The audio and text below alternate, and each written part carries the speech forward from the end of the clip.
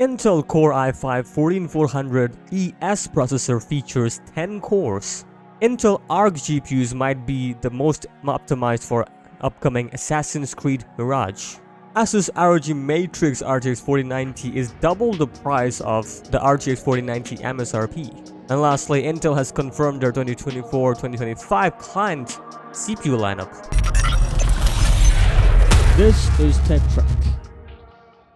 Alright, so firstly we have a Bilibili forum for the ECSM official, and as you can see, this is a leak coming from them, and as you can tell, this is the Intel Core i5-14400ES, and if you look into the core count, we got 6 cores.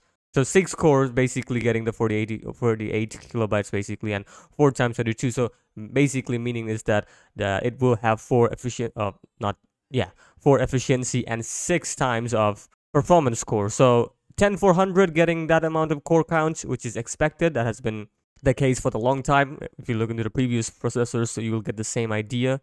Also, it is rated at 65 watts, so that's pretty good. There's one thing that is interesting. It says CO over here, and there's another CPU that has been configured. As you can see, this is literally the same CPU, that i5-14400ES, and it says over here, it says BO.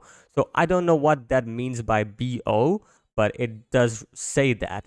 But if you look closely here, it says CO, this one is BO. I'm not sure what that is, but it seems like there are 2 types of processor, which was leaked beforehand. There was 2 types of 14400 for the i5-14400ES, and it was confusing why that was the case, because if you look closely here, it's literally the same specs. Like, I don't see any difference. Maybe like here the clock speed is a bit different, but maybe that's an error. In my opinion, that could be an error, because yeah, there's one score that is lower. But anyway, that isn't the point. There are 2 types of 14400, that is CO based and PBO. So I'm not sure what that is, but the core count would be the same, which is the 6 performance and 4 efficiency cores.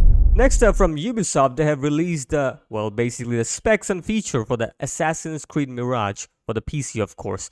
And well, we have the specs already, so let's look into it, shall we? As you can see, the Assassin's Creed PC specs, we're looking at the presets, which is low 30, high 60, which is in 1440p, and ultra 60, 4K. So let's look into the GPU, shall we? For the 1080p low 30 FPS, we're looking at Intel Arc A380. That's pretty good for low 30, but then again, it's a very much demanding game, so it's kind of expected low 30. I'm surprised A380 supports it, so that's pretty good.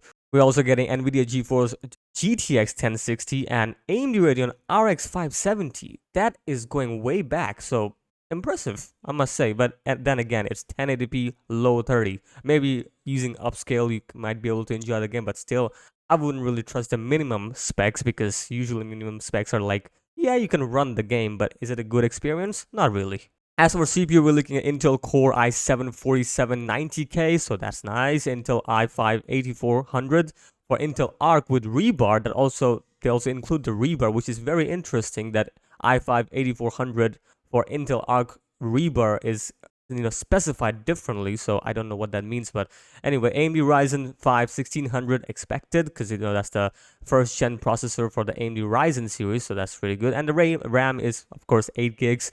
OS same, and SSD, they're recommending SSD because, as we already know, this is a next gen game. I don't think any hard drive should support next gen game, and rightfully so. So SSD storage is 40 gigs, so decent enough for a game like this. So it kind of tells you that this game is not going to be a huge like the previous iterations of Assassin's Creed, so that's pretty good.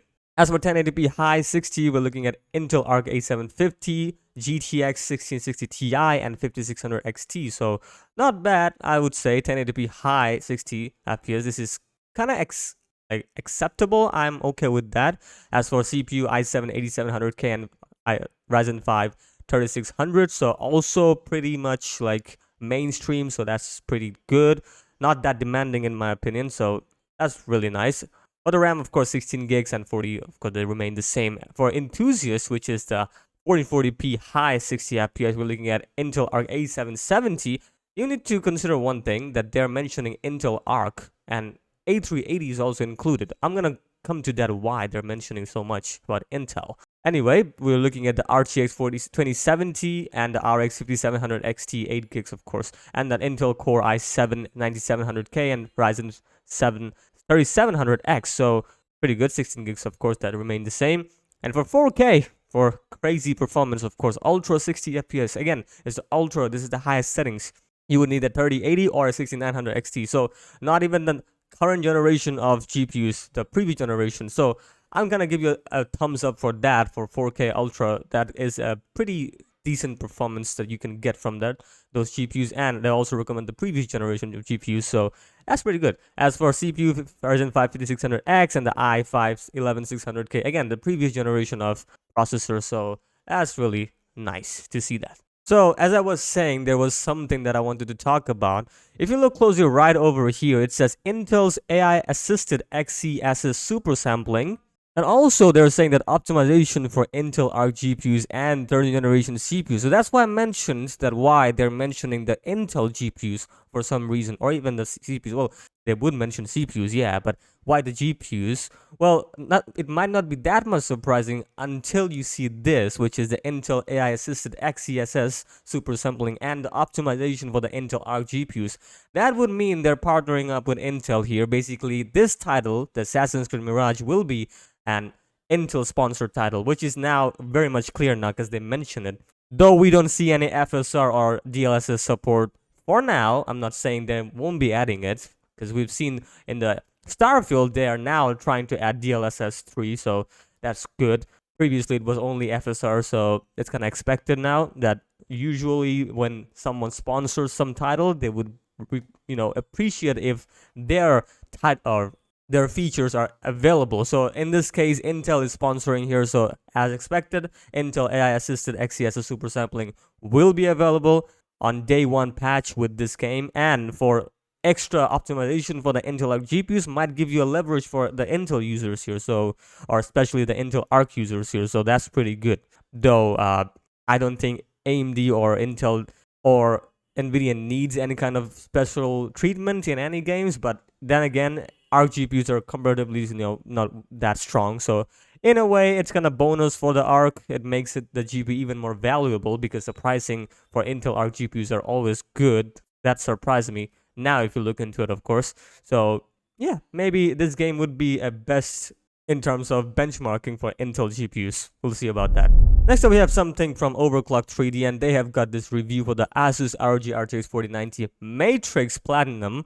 And well, I must say, if you look into this GPU right here, the RTX 3090 or 4090, I should say, you would think that, well, it's a typical 4090 until you see this.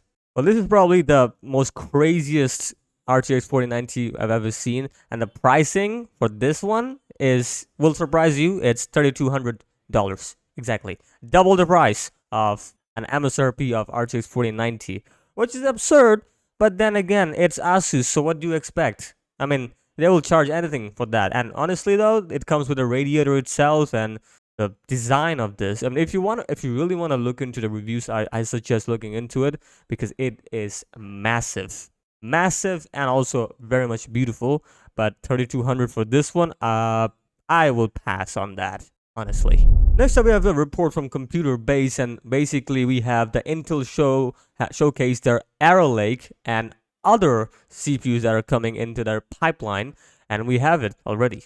So there you have it. Basically, this is the future generation of Intel Core processors, and we're looking at from 2024 to 2025. In a span of 1 year, we'll be seeing 3 different lineups. So basically the Arrow Lake, Lunar Lake, and Panther Lake. I don't understand why in just 3 or in just 1 year, or maybe 2, because I might not be considering 2025, the whole 2025. So in a span of 2 years, or even more than that, maybe like 2 years, 3 months, 4 months, either way, doesn't matter. From 2024, we'll be seeing Arrow Lake and the Lunar Lake afterwards, and then the Panther Lake. So there are 3 iterations of CPUs coming in just 2 years. So that's kind of crazy, because yeah, it's just we haven't seen this before. So they have already showcased the Lunar Lake in action, and it's really like running up. And I believe that's the Cinebench, but I could be wrong. I don't really understand what that is, but it's some kind of benchmarking tool. It also shows the frequency of maybe the clock speed. I don't really tell what this clock speed is because, they didn't really give that information out. But yeah, And that's what you're looking at is the Intel 18A wafer. Now, if you look into the spec list here, or the wafers that they will be using, the Lunar Lake will be using the Intel 18A external, and the Panther Lake would be using the Intel 18A plus. So Intel 18A wafer will be used by Lunar Lake. Same goes for the Arrow Lake, that will be using the Intel 20A and TSMC 3 nanometers. So that's pretty neat. For the Meteor Lake, we'll be seeing the Intel 4 wafer plus the TSMC's 5 nanometer and 6 nanometer. So that's from the mobile lineup, of course, because it's already been leaked that the mobile lineup, the upcoming mobile lineup, will be for the Meteor Lakes. So basically, Meteor Lake will not have any sort of, well, as you can guess, desktop lineup. So I don't know why they did that. They canceled it for some reason, but now we can see that the mobile lineup is still existing. So it will be coming, that's for sure. As for Arrow Lake, mobile and desktop both are coming. As for Lunar Lake, it's the same thing as the Meteor Lake. It's kind of similar. Meteor comes from lunar, basically. When lunar breaks, meteor comes. Anyway, that's a bad joke, but and it kind of is like aligning with the same thing, because meteors come from the sky. The lunar moon, of course, is in the sky, but both of them are mobile lineups, so that's really interesting, and we'll be seeing that in 2025. So yeah, interesting lineup. For 2 years, we'll be seeing these 3 processors and only 1 desktop lineup. So it's expected, but why 3 mobile lineups? I don't know. Maybe it's good enough, but we'll see about that. As for Panther Lake, the date is still unknown, but I'm guessing after 2025, late 2025 would be the best time, because it also has desktop lineup. So that would mean that in the span of 2 years, they might be launching that. So it's kind of expected. We'll see about that. Until then, of course, have a good day, because that's it. And of course, like, share, and subscribe, because that helps me a lot. So I'll see you tomorrow, or maybe later tomorrow. We'll see.